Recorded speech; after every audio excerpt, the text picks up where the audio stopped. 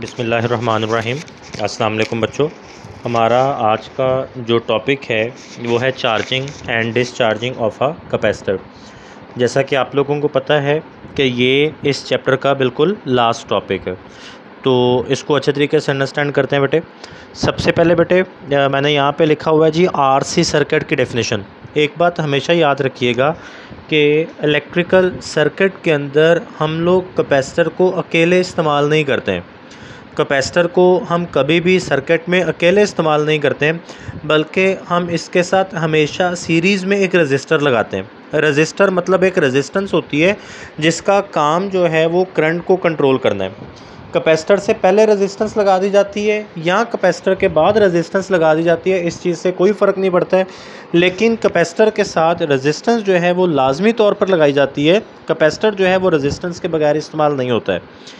तो एक ऐसा सर्किट जिसमें कैपेसिटर और रेजिस्टर या रेजिस्टेंस को एक साथ इस्तेमाल किया जाता है, उस सर्किट को हम लोग नाम देते हैं आरसी सर्किट का।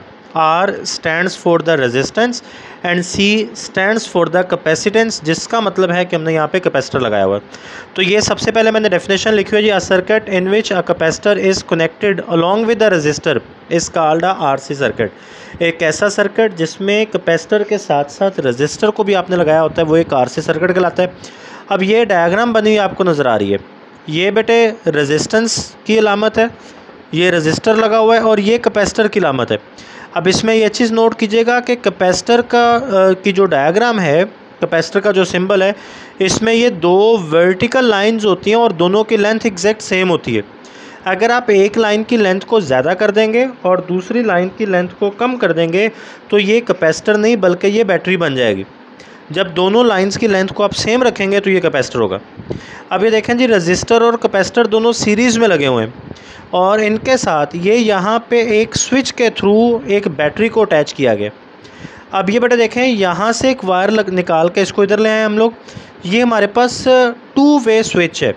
ये जो गैप 1 है, जब आप इस गैप 1 को क्लोज़ करेंगे तो बैटरी सर्किट में आ जाएगी, और जब आप इस गैप 2 को क्लोज़ करेंगे तो बैटरी सर्किट से आउट हो जाएगी। यानी कैपेसिटर की चार्जिंग और डिस्चार्जिंग दोनों जो काम हैं वो इस एक सर्किट से हो सकते हैं। अब इसके बाद बेटा ये आरसी सर्किट को जब हम अंडरस्टैंड कर लेते हैं तो उसके बाद आते हैं जी चार्जिंग ऑफ कैपेसिटर पे। इसको अंडरस्टैंड करते हैं। सबसे पहले तो ये चीज़ ध्यान में रखिएगा कि कैपेसिटर की चार्जिंग जब आपने करनी है तो ये जो गैप 1 है इसको आपने क्लोज़ कर देना है। ये यहाँ से आप देख सकते हैं जी, ये गैप 1 को आपने क्लोज़ किया हुआ है, ये यहाँ से आप देख सकते हैं, ये गैप 1 को आपने क्लोज़ कर दिया हुआ है, ये वाला गैप 2 ओपन है। अब ये बेटे जो बैटरी का पॉजिटिव टर्मिनल है, इधर से पॉजिटिव चार्ज आएगा और इस रेजिस्टेंस से होके ये कैपेसिटर की ये वाली जो प्लेट है, ये पॉजिटिव चार्ज इसके ऊपर आके कम्युलेट हो जाएगा और इधर से बेटे ये नेगेटिव चार्ज, बैटरी के नेगेटिव टर्मिनल से नेगेटिव चार्ज आएगा और ये जो बैटरी का जो कैपेसिटर की प्लेट है इसके ऊपर आके जो नेगेटिव चार्ज है वो कम्युलेट हो जाएगा। एक बात हमेशा याद रखिएगा कि जितना कैपेसिटर की एक प्लेट पे पॉजिटिव चार्ज आएगा, एग्जैक्ट उतना ही कैपेसिटर की दूसरी प्लेट पे नेगेटिव चार्ज आएगा। ऐसा कभी भी नहीं हो सकता कि एक प्लेट पे जो पॉजिटिव चार्ज है वो ज़्यादा हो जाए और दूसरी प्लेट पे नेगेटिव चार्ज का मैग्नीट्यूड कम हो जाए। सेम चार्ज आने से मुराद ये बेटे कि जितना चार्ज का मैग्नीट्यूड एक प्लेट पे होगा, एग्जैक्ट उतना ही चार्ज का मैग्नीट्यूड दूसरी प्लेट पे होगा। यानी दोनों प्लेट्स के ऊपर चार्ज का मैग्नीट्यूड सेम होगा, सिर्फ डिफरेंस ये होगा कि जी एक प्लेट पे पॉजिटिव चार्ज और दूसरी प्लेट पे नेगेटिव चार्ज है। अच्छा, अब ये कैसे पॉसिबल है या ऐसा क्यों है कि दोनों प्लेट्स के ऊपर एग्जैक्ट सेम एक जितना चार्ज आता है? इसकी रीज़न क्या है? इसकी रीज़न बेटा ये लिखी हुई है कि जब कैपेसिटर चार्ज होता है, जब हम कैपेसिटर की प्लेट्स के ऊपर चार्ज स्टोर कर रहे होते हैं तो एक्चुअली हो क्या रहा होता है। मैंने यहाँ पे लिखा हुआ है जी, during the charging process electrons are removed from one plate of capacitor and deposited on the other plate. कि जब कैपेसिटर चार्ज हो रहा होता है तो इसकी एक प्लेट से इलेक्ट्रॉन्स रिमूव हो रहे होते हैं और दूसरी प्लेट के ऊपर इलेक्ट्रॉन्स जाके डिपॉजिट हो रहे होते हैं। इस चीज़ को इस वाली डायग्राम से अंडरस्टैंड करें। ये बड़ा एक सिंपल पैरेलल प्लेट कैपेसिटर मैंने यहाँ पे बनाया हुआ है। ये दोनों इसकी प्लेट्स हैं और इनको इस स्विच के थ्रू मैंने यहाँ पे बैटरी के साथ अटैच किया हुआ है। अब इनिशियली स्विच ओपन है तो दोनों प्लेट्स के ऊपर कोई चार्ज स्टोर नहीं है। आप बेटे जैसे ही क्या करेंगे, जैसे ही आप यहाँ पे इस स्विच को ऑफ़ कर देना तो ये वाली जो प्लेट जो बैटरी के पॉजिटिव टर्मिनल के साथ अटैच होती है, इधर से इलेक्ट्रॉन्स, अब चूँकि ये दोनों प्लेट्स आप लोगों को पता है कि ये मेटल की बनी हुई है, कंडक्टर्स हैं, तो दोनों के पास बहुत सारे फ्री इलेक्ट्रॉन्स होते हैं। तो इधर से ये फ्री इलेक्ट्रॉन्स निकलते हैं और इधर से towards the positive terminal of battery attract होते जाते हैं। पॉजिटिव टर्मिनल इधर से इलेक्ट्रॉन्स को अपनी तरफ अट्रैक्ट कर लेगा। तो जितने इलेक्ट्रॉन्स इधर से निकल कर बाहर जाएंगे उतना पीछे इस प्लेट के ऊपर पॉजिटिव चार्ज आ जाएगा। अब ये जितने इलेक्ट्रॉन्स बैटरी अट्रैक्ट करती है ना, एग्जैक्ट वही और उतने ही इलेक्ट्रॉन्स इधर से होके ये वाली जो प्लेट है इसके ऊपर आके जमा होना शुरू हो जाते हैं। जितने इलेक्ट्रॉन्स इस प्लेट से बाहर निकल के आएंगे, एग्जैक्ट उतने इलेक्ट्रॉन्स जो है वो बैटरी आगे इस वाली प्लेट पे भेज देगी।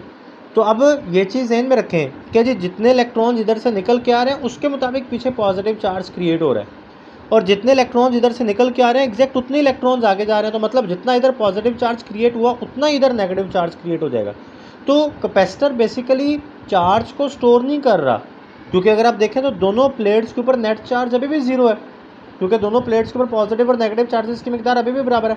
सिर्फ ये हुआ कि दोनों प्लेट्स के ऊपर चार्ज की रीशफलिंग होती है, रीडिस्ट्रीब्यूशन होती है, जैसे इलेक्ट्रिक डाइपोल में होता है। तो ये इस तरह से बेटे कैपेसिटर की चार्जिंग हो रही है।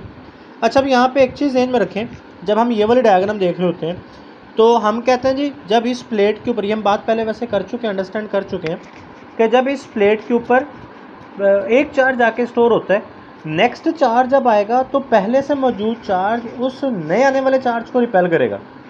दो चार्ज हो गए, तीसरा चार्ज जब आएगा तो पहले से मौजूद दोनों चार्ज तीसरे चार्ज को रिपेल करेंगे, तीन हो जाएंगे।